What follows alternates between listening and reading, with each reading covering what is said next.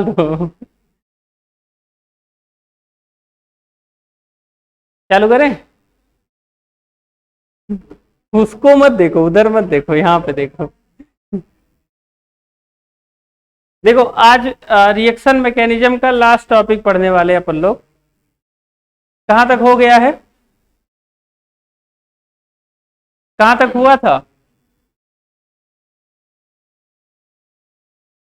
अच्छा, electrolytic fission तक, homolytic और इलेक्ट्रोलिटिक फिजन तक हुआ था। ठीक है, आज अपन लोग पढ़ते हैं जो कि बहुत ज्यादा इंपॉर्टेंट है, electrophile and nucleophile. Electrophile and nucleophile.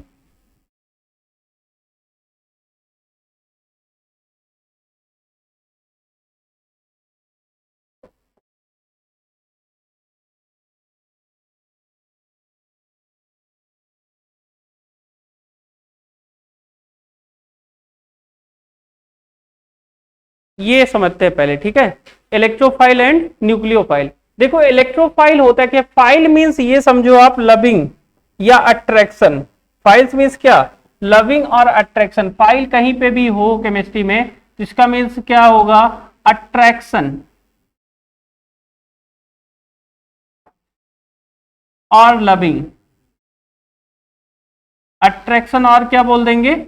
Loving बोल देंगे, ठीक है। और इलेक्ट्रो मीन्स क्या बोलेंगे यहां पे? इलेक्ट्रॉन। इलेक्ट्रो मीन्स क्या हो जाएगा? इलेक्ट्रॉन। इलेक्ट्रॉन अट्रैक्शन है, इलेक्ट्रॉन लविंग। सबसे सिंपल वर्ड क्या है? इलेक्ट्रॉन लविंग, ठीक है। और इसमें क्या होगा? फाइल मीन्स वही सेम टर्म होगा, लविंग। फाइल मीन्स क्या? लविंग। पर यहां पे जो न्यूक्लियो है इसका मतलब क्या हो जाएगा? Nucleus. Nucleus loving and electron loving. Electrophile होगा तो इलेक्ट्रॉन लविंग और न्यूक्लियोफाइल होगा तो न्यूक्लियस लविंग, ठीक है। तो देखो यहां पे अगर इलेक्ट्रॉन लविंग की बात कर रहे हैं तो मतलब इस पे कौन सा चार्ज रहा होगा? पहले कौन सा चार्ज रहा होगा? इलेक्ट्रॉन लविंग मतलब क्या होगा? इलेक्ट्रॉन अपनी साइड में खींच रहे हैं ना, यही तो। अगर इलेक्ट्रॉन अपनी साइड में खींच रहे हैं तो उसके ऊपर रहा क्या होगा? पॉजिटिव चार्ज रहा होगा। तो इसलिए इलेक्ट्रोफाइल को ई प्लस से भी डिनोट करते हैं। किससे डिनोट करते हैं? ई प्लस से। और न्यूक्लियोफाइल को किससे डिनोट करते हैं? एनयू माइनस से, क्योंकि न्यूक्लियस लविंग है, मतलब पॉजिटिव चार्ज को अपनी साइड में अट्रैक्ट करने वाला है ना। अगर पॉजिटिव चार्ज अट्रैक्ट करने वाला है इसका मतलब क्या होगा? कि उसके खुद के पास निगेटिव रहा होगा। वैसे न्यूक्लियो इलेक्ट्रोफाइल है तो खुद के पास पॉजिटिव रहा होगा तभी तो इलेक्ट्रॉन को अट्रैक्ट कर रहा है। तो मतलब इलेक्ट्रॉन को अट्रैक्शन आ रहा है, इलेक्ट्रॉन पे निगेटिव होता है तो खुद पे क्या रहा होगा? पॉजिटिव। अच्छा, पॉजिटिव होने का मतलब क्या हुआ? इलेक्ट्रॉन ज्यादा है कि इलेक्ट्रॉन कम है? इलेक्ट्रोफाइल होगा, इलेक्ट्रॉन उसको चाहिए। इलेक्ट्रॉन चाहिए मतलब उसके पास खुद की कमी है इलेक्ट्रॉन की। तो इनको क्या बोलते हैं? ये होते हैं इलेक्ट्रॉन डेफिशिएंट। क्या होते हैं? इलेक्ट्रॉन डेफिशिएंट स्पीशीज होते हैं। ध्यान रखना ये सब टर्म। Electron deficient. पर ये क्या होते हैं? Electron rich.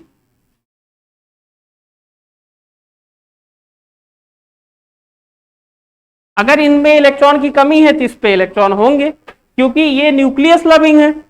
पॉजिटिव चार्ज इनके पास, पॉजिटिव चार्ज आने का मतलब इलेक्ट्रॉन लूज कर रहे होंगे, तो ये न्यूक्लियस इलेक्ट्रॉन रिच हो जाएंगे और ये क्या हो जाएंगे? इलेक्ट्रॉन डेफिशिएंट हो जाएंगे। और ये पॉजिटिव या न्यूट्रल होते हैं,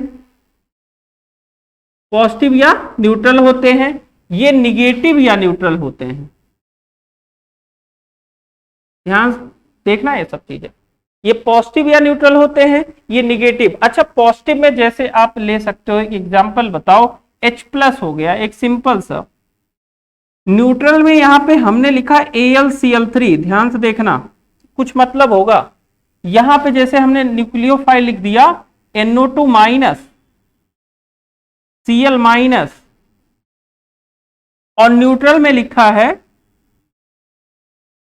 न्यूट्रल में अगर मान लो लिख दिया हमने H2O लिख दिया, चलो न्यूट्रल है।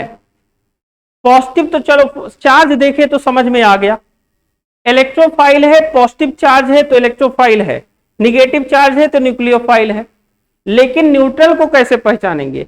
अगर वो इलेक्ट्रॉन डेफिशिएंट हुआ, मतलब electron deficient in the sense of lone pair की कमी अगर है, उसमें लोन पेयर कम है,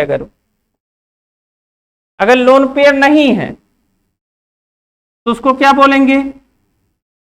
अच्छा, अगर लोन पेयर नहीं है तो लोन पेयर अट्रैक्ट करेगा, लोन पेयर एक्सेप्टर होगा कि डोनर होगा? लोन पेयर एक्सेप्टर होगा वो। और ये क्या होंगे, जैसे ऑक्सीजन के पास लोन पेयर होता है ना, तो ये क्या बोलेंगे इसको? Lone pair donor. आ रहा समझ में? ये लोन पेयर एक्सेप्टर होते हैं, लोन पेयर। अच्छा ये बताओ, लोन पेयर जो एक्सेप्ट करते हैं उनको क्या बोल देते हैं? दूसरे स्लाइड में चलें, यहां तक समझ में आया है? ठीक है। लोन पेयर एक्सेप्टर, एक टर्म हमने लिखा lone pair acceptor,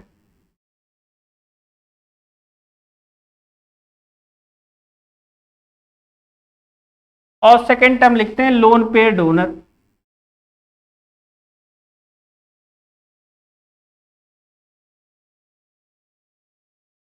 lone pair acceptor and lone pair donor, यही तो। अगर एक्सेप्टर है तो इसका मतलब ये होता है कि उसने इलेक्ट्रॉन लोन पेयर के फॉर्म में लिया है, तो लुईस एसिड होगा कि बेस होगा? यहां पे मेन इंटरेस्ट है हमारा, लुईस एसिड होगा कि बेस होगा? तो अगर लोन पेयर एक्सेप्टर जो होते हैं उनको बोला जाता है, ये जो स्पेसीज होते हैं उनको लुईस एसिड बोलते हैं। ठीक है, आगे कोऑर्डिनेशन कंपाउंड भी पढ़ाएंगे तो वहां पे भी यही चलेगा। लोन पेयर डोनर जो होंगे वो बेस होंगे, जो एक्सेप्टर होंगे वो क्या हो जाएंगे? एसिड। किस कौन से एसिड? Lewis acid. ठीक है, ये लुईस एसिड होते हैं और ये क्या हो जाते हैं? लुईस बेस हो जाते हैं। आ रहा है समझ में? यहां तक कोई प्रॉब्लम है? ठीक है। अच्छा ये बताओ, अगर इलेक्ट्रॉन डेंसिटी ज्यादा होगा,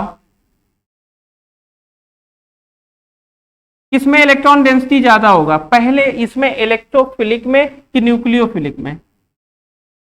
न्यूक्लियोफिलिक में इलेक्ट्रॉन डेंसिटी ज्यादा होगा, मतलब ये अट्रैक्ट करेगा इलेक्ट्रॉन डेंसिटी को, ये ज्यादा इलेक्ट्रोफाइल वाला अट्रैक्ट करेगा क्योंकि उसको चाहिए इलेक्ट्रॉन। तो जिधर अटैक करेगा वहां पे जहां पे इलेक्ट्रॉन ज्यादा हो, और ये वहां पे अटैक करेगा न्यूक्लियोफाइल जहां पे इलेक्ट्रॉन कम हो। ठीक है, तो ये हाई इलेक्ट्रॉन डेंसिटी के बीच में अट्रैक्शन होगा, इसमें लो इलेक्ट्रॉन डेंसिटी के बीच में अट्रैक्शन होगा। क्लियर है टर्म? समझ में आ रहा है? कोई दिक्कत है तो हेडिंग डालिए। ऐसे एक कॉलम बना लो, एक साइड में इलेक्ट्रोफाइल दूसरी साइड में nucleophile.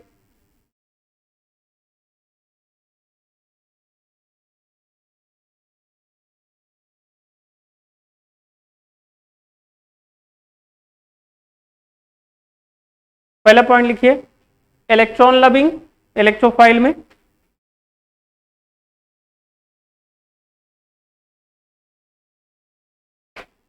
Electron loving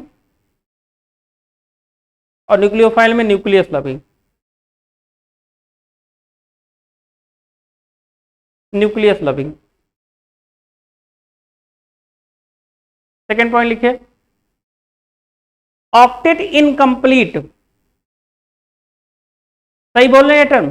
octet incomplete मतलब क्या हुआ? क्योंकि उसको इलेक्ट्रॉन चाहिए, पहले नहीं ऑक्टेट कंप्लीट था, आउटर मोस्ट सेल में 8 इलेक्ट्रॉन नहीं थे, तो ऑक्टेट इनकम्प्लीट होगा इलेक्ट्रोफाइल में। लिखना octet incomplete.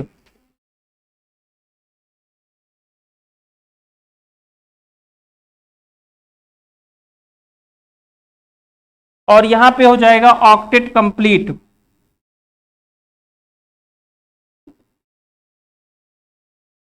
Octet incomplete, octet complete, क्योंकि यहां पे इलेक्ट्रॉन की रिच है, इलेक्ट्रॉन रिच है, मतलब ऑक्टेट कंप्लीट है, ये दे सकते हैं और ये ले सकते हैं, है कि नहीं? नेक्स्ट पॉइंट लिखिए, इलेक्ट्रॉन डेफिशिएंट। इलेक्ट्रॉन डेफिशिएंट, इधर लिखना इलेक्ट्रॉन रिच न्यूक्लियोफाइल में, electron rich.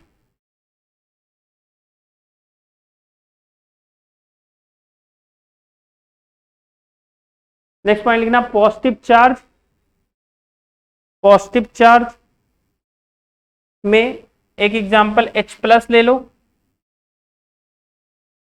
Positive charge H plus. इधर लिखना निगेटिव चार्ज Cl माइनस ले सकते हैं, Cl minus, NO2 minus, Br minus, ऐसे बहुत सारे लिख सकते हैं।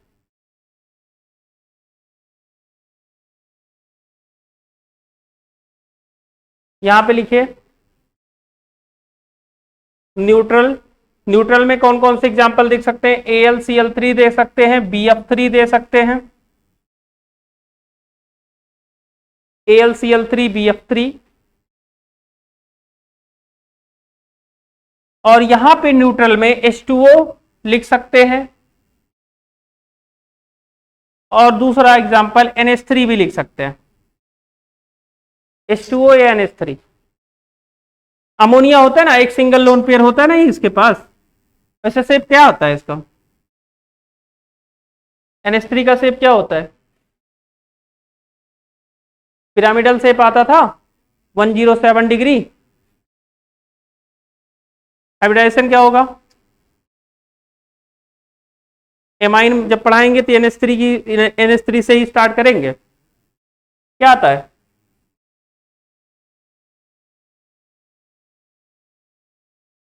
अगर देखो तो अमोनिया में नाइट्रोजन के साथ 3 हाइड्रोजन हैं और एक लोन पेयर है। सिंपल समझाने के लिए, स्ट्रक्चर एक्चुअल नहीं है ये।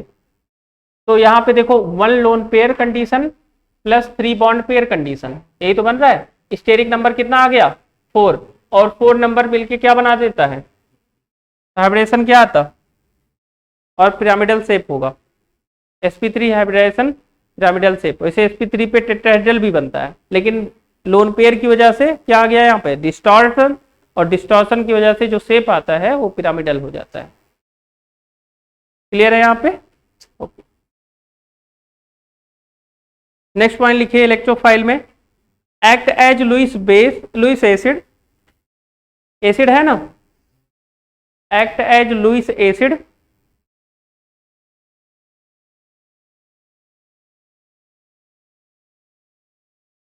act as Lewis acid, possesses an empty orbital,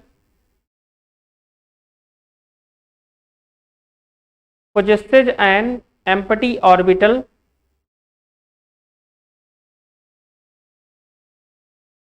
which can accommodate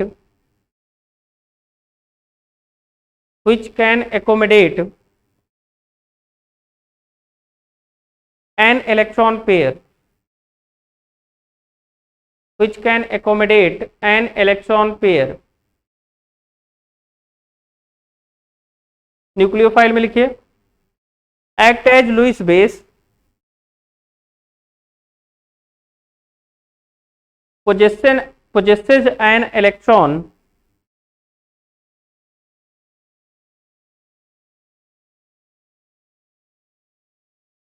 pair which they can donate, electron pair which they can donate, accept करेंगे और डोनेट करेंगे।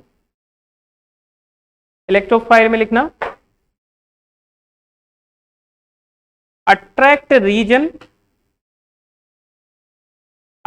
Reason of high electron density, attract region of high electron density,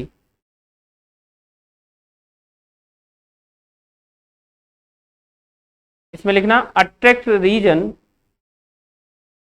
of low electron density,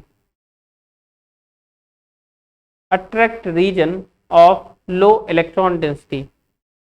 इसमें कोई दिक्कत है, electrophile nucleophile सबसे ज्यादा आने वाला है ये सब टर्म, चैप्टर में आएंगे सीधे बोल देंगे यहाँ पे इलेक्ट्रोफाइल अटैक कर रहा है, न्यूक्लियोफिलिक अटैक हो रहा है, इलेक्ट्रोफिलिक अटैक हो रहा है। तो ये समझ में आना चाहिए इलेक्ट्रोफिलिक होते क्या है, न्यूक्लियोफिलिक होते क्या है, ठीक है। तो ये सब चीजें आपको समझ में आनी चाहिए अच्छे से, कोई दिक्कत नहीं है। अगर आपको आ रहा है क्योंकि चैप्टर कल स्टार्ट ही हो जाएगा। अब देखिए type of organic reaction, heading डालिए टाइप ऑफ ऑर्गेनिक रिएक्शन।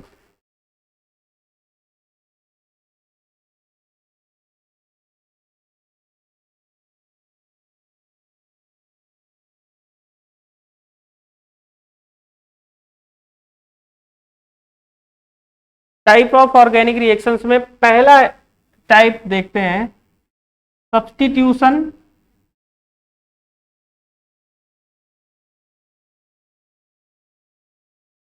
और डिस्प्लेसमेंट रिएक्शन।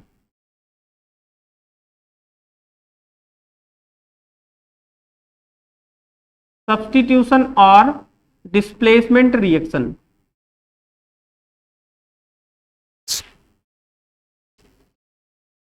वीडियो चल रहा है इसलिए बहुत शांत बैठे हो क्या तुम लोग? क्यों उधर देख के समझ रहे हो कि क्या उसमें नया नया चीजें ऐसा चल रहा है? तो भैया जैसे रहते हो वैसे रहो, एबनॉर्मल रहो, एकदम नॉर्मल रहो, एबनॉर्मल मत हो जाओ, ठीक है?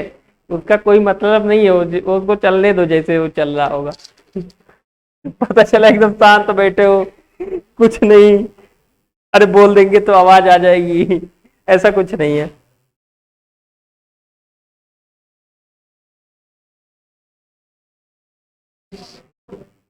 देखिए सब्स्टिट्यूशन में जैसे सिंपल सा 9th से पढ़ते आ रहे हो, अगर CH4 का रिएक्शन करा रहे हैं Cl2 के साथ, क्लोरीनेशन करा रहे हैं, तो प्रेजेंस होता है सनलाइट का, सनलाइट को HNu से लिख सकते हैं, सिंपल टर्म है। यहाँ पे सब्स्टिट्यूशन हो रहा है, सनलाइट का प्रेजेंस है, CH4 का Cl2 से रिएक्शन करा रहे हैं, तो यहाँ पे बन क्या रहा है, CH3Cl बन जा रहा है और साथ में HCl बाई प्रोडक्ट बाहर निकल जा रहा है।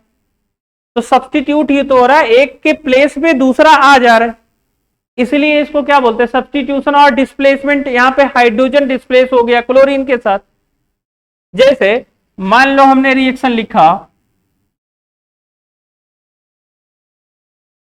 बेंजीन रिंग है, ठीक है, क्लो या बेंजीन रिंग है, इसका HNO2 के साथ रिएक्शन करा रहे हैं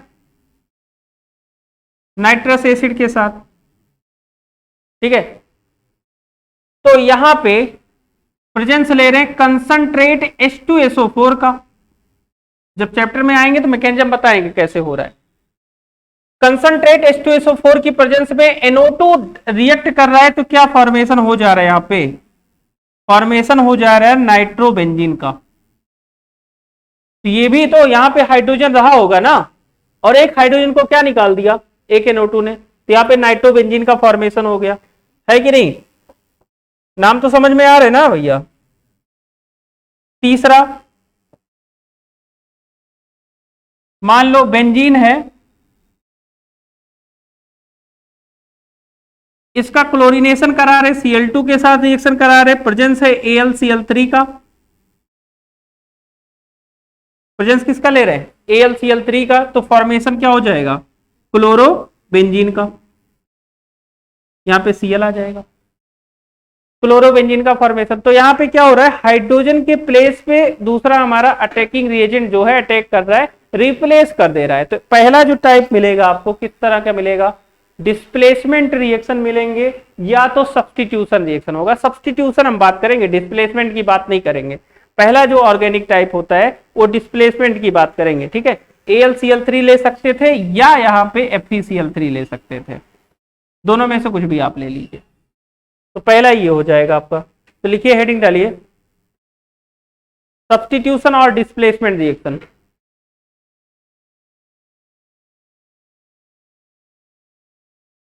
सब्स्टिट्यूशन और डिस्प्लेसमेंट रिएक्शन,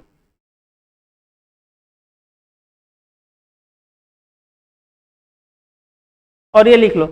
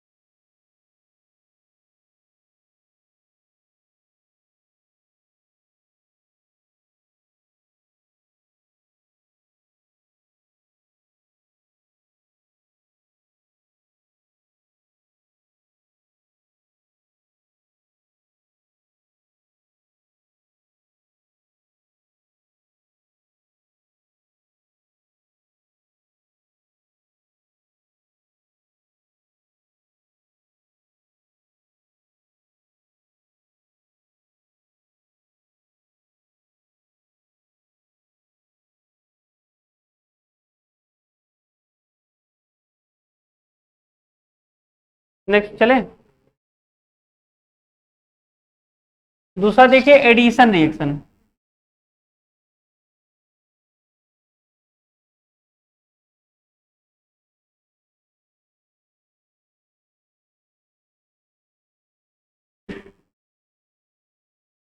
एडिशन रिएक्शन की बात कर रहे हैं तो वहां पे कुछ बाई प्रोडक्ट भी निकल रहा था, यहां पे ऐसा कुछ नहीं है। जो रिएक्ट करेंगे टोटल प्रोडक्ट हमारा होगा, कोई बाई प्रोडक्ट यहां पे नहीं आएगा। सबसे सिंपल लिखते हैं, जैसे एथाइन लेते हैं, C H triple bond C H, इसका हाइड्रोजिनेशन करा देते हैं। हाइड्रोजिनेशन करा रहे, कैटलिस्ट क्या क्या ले सकते हैं ये बता दो आप। H2 बाई क्या क्या लेते थे हाइड्रोजिनेशन जब कराते थे, मेन 3 कैटलिस्ट लेते थे, निकिल, प्लेटिनम और पैलेडियम। 3 ले सकते हैं कोई भी, निकिल, प्लेटिनम ले सकते हैं या पैलेडियम ले सकते हैं, तीनों में से कुछ भी लेंगे आप। ठीक है, तो यहां पे जो प्रोडक्ट आपका बनेगा वो प्रोडक्ट आएगा भैया सी एच डबल बॉन्ड, यहां पे एक हाइड्रोजन मिला, एक बॉन्ड इधर ब्रेक हुआ, ये बॉन्ड ब्रेक होगा तो एक हाइड्रोजन इसको और एक हाइड्रोजन इसको मिल जाएगा, तो क्या आ जाएगा CH2 double bond CH2।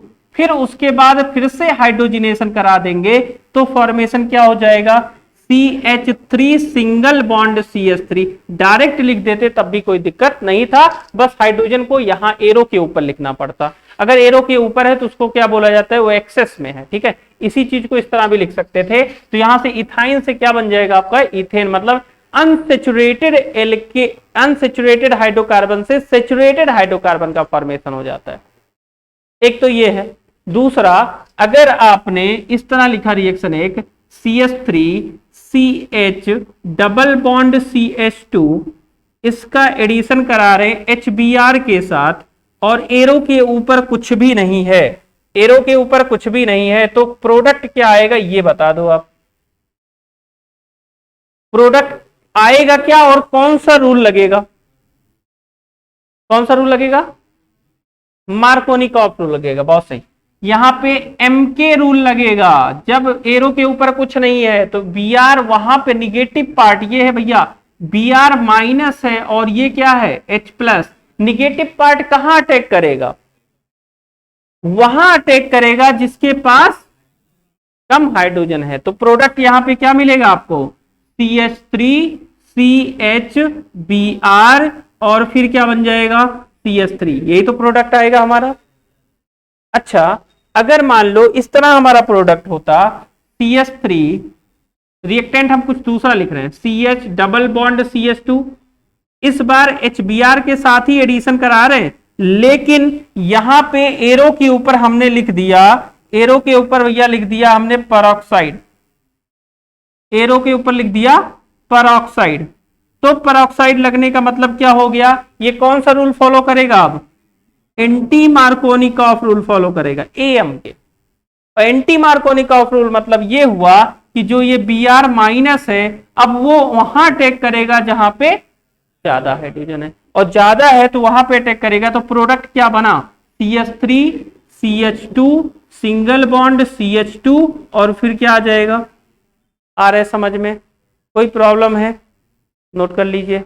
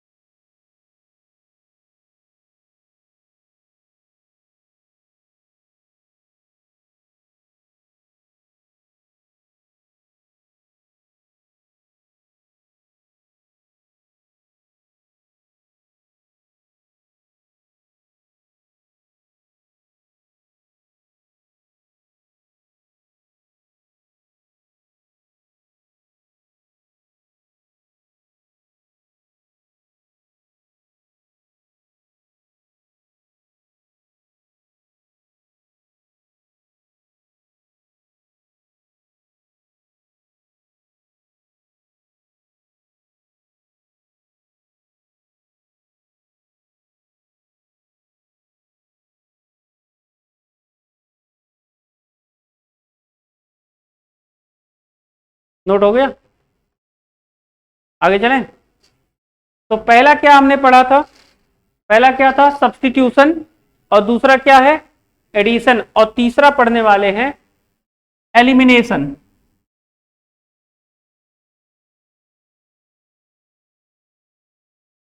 Elimination reaction.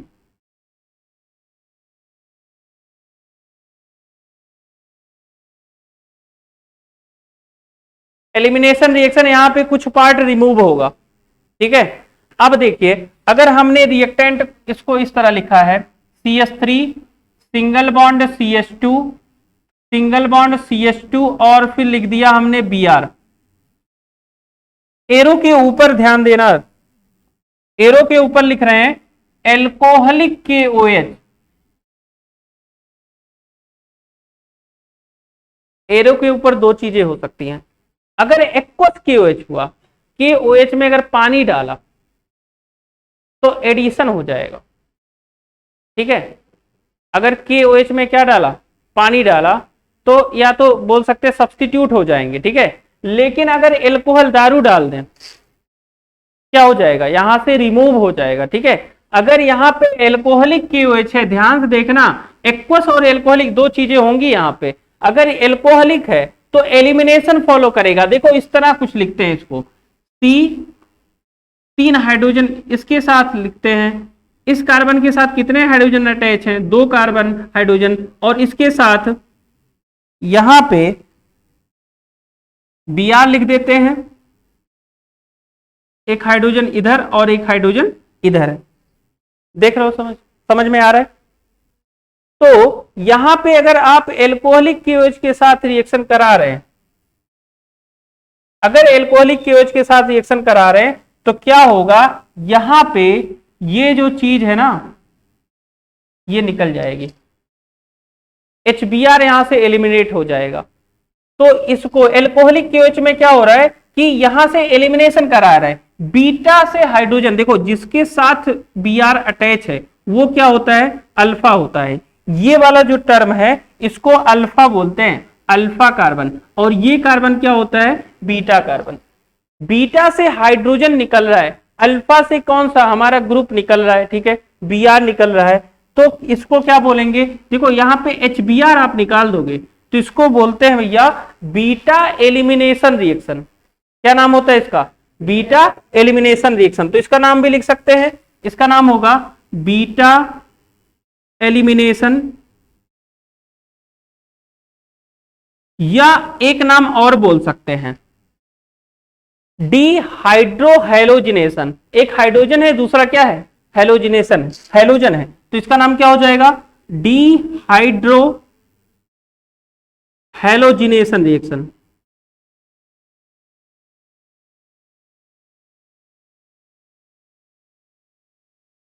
समझ में आ रहा है?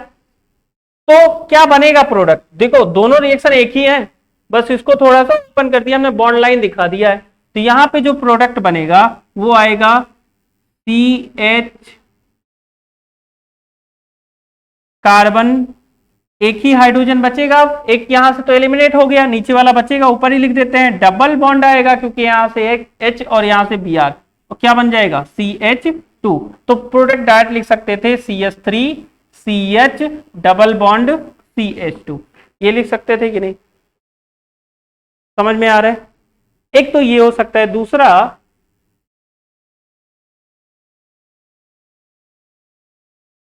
मान लो CH3 CH2 CH2 और OH लगा होता, साथ में रिएक्शन करा रहे हैं। अब यहां पे जो हमने रिएजेंट लिया है वो ले लिए कंसंट्रेट H2SO4 को। क्या ले लिया हमने?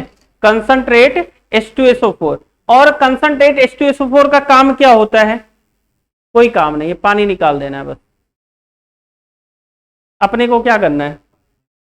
बस, तो यहां पे पानी निकालना है, तो यहां से OH निकाल दो, यहां से H निकाल दो, प्रोडक्ट क्या बन जाएगा?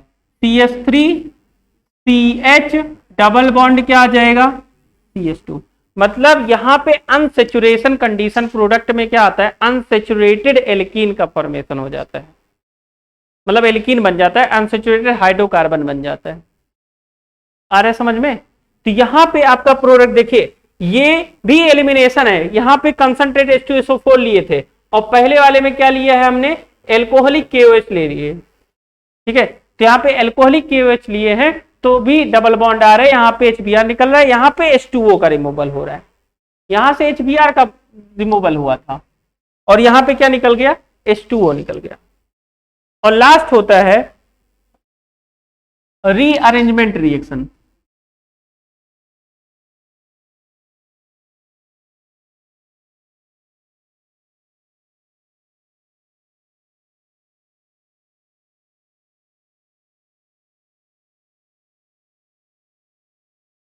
रीअरेंजमेंट भी आपको मिलने वाला है यहाँ पे। देखो रीअरेंजमेंट सबसे ज्यादा होता है जब आपको डिग्री देखते हैं स्टेबिलिटी की, 3 डिग्री ज्यादा स्टेबल है as compare to 2 degree as compare to 1 degree. तो जो स्टेबिलिटी का ऑर्डर चलता है आपने देखा होगा, 3 डिग्री सबसे ज्यादा, फिर 2 डिग्री होता है, लास्ट में 1 डिग्री होता है। ये तो एलिमिनेशन चलता है। तो यहाँ पे देखते हैं कि कहाँ पे स्टेबल हमारा प्रोडक्ट बन रहा है, तो वहां पे शिफ्ट हो जाता है, 1 to मिथाइल शिफ्ट और 1 to हाइड्राइड शिफ्ट आपने देखा होगा, आगे दिखाएंगे। तो उसी को रीअरेंजमेंट बोलते हैं। या सिंपल सा अगर आपने लिखा है, जैसे हमने लिखा butane CH3 CH2 CH2 CH2 CH3 ये लिखा, ठीक है, और प्रोडक्ट ले रहे हैं एनहाइड्रस AlCl3, सॉरी रिएजेंट जो ले रहे हैं एनहाइड्रस AlCl3।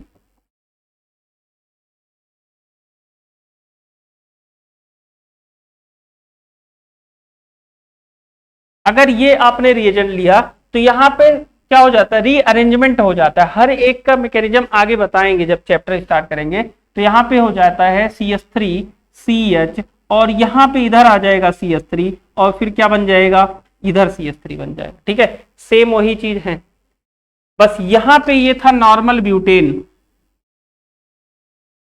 पर इधर क्या बन गया है, 2 मेथिल प्रोपेन। तो यहां पे हो क्या रहा है, रीअरेंजमेंट हो जा रहा है, आइसोमेराइजेशन भी बोल सकते हैं। ठीक है, तो रीअरेंजमेंट हो गया यहां पे। आ गया समझ में, कोई दिक्कत है? तो सबसे पहले हमने क्या पढ़ा था, पहले इलेक्ट्रोफाइल न्यूक्लियोफाइल पढ़ा, फिर उसके बाद क्या होते हैं ये देखा था, फिर ऑर्गेनिक रिएक्शंस मेन 4 होते हैं, सब्स्टिट्यूशन और डिस्प्लेसमेंट, और दूसरा क्या होता है, एडिशन रिएक्शन, तीसरा कौन सा है, एलिमिनेशन रिएक्शन, और लास्ट 4th वाला क्या होता है, रीअरेंजमेंट। आ गया समझ में? कल से आपका चैप्टर स्टार्ट करेंगे। कौन सा चैप्टर है, पहला चैप्टर 12th का, haloalkanes and hello Aryans.